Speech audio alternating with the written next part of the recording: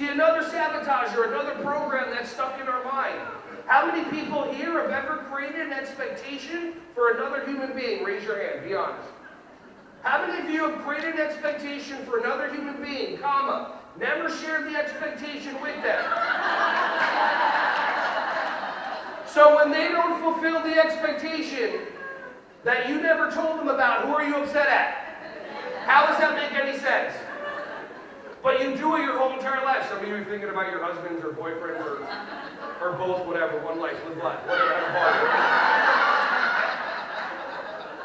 I'm going to over the top do exactly what you do. All right, I need a helper. Does somebody raise your hand real quick? Wow, awesome. Okay. All right, all the way in the back. Miss, I'm going to do exactly what we do over and over. I'm going to be over obnoxious about it. Ready? I'm going to create an expectation for you, not share it with you. Here, ready? Why did you do it? Okay, I created an expectation that she would go YMCA, spin around twice and sit down. Did I tell her about the expectation? Is there any way I have any right whatsoever to be upset at her? Then why do you do that to everybody? If you want to catch yourself with expectations, if you want to have access to joy, human beings love experiences. We're feeling machines. But people go to anger because they don't understand joy. And the reason why they don't understand joy and how to access it is you've been taught that your mind is supposed to be how reality is. Your mind is just your mind. Some people call it the monkey mind. Dr.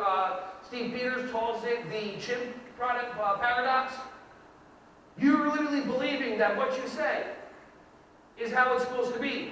He should be respectful. She should be this. Kids should listen. Parents should call you back.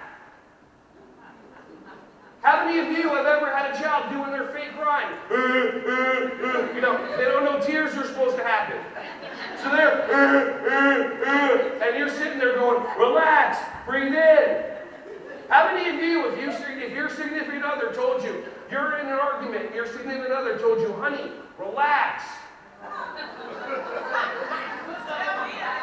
Oh, don't tell me to relax, sister. Then the person that loves you and cares about you tells you, breathe in, you'll feel better. How's that going? No. You don't want to be told what to do. You don't want to be told to relax. You don't want to be told to breathe in and breathe out, but you're sitting there hovering over a child. Relax. He's relax. Breathe in. Calm down. There's a tour coming. Relax. Breathe in. The steam's coming. I need this job.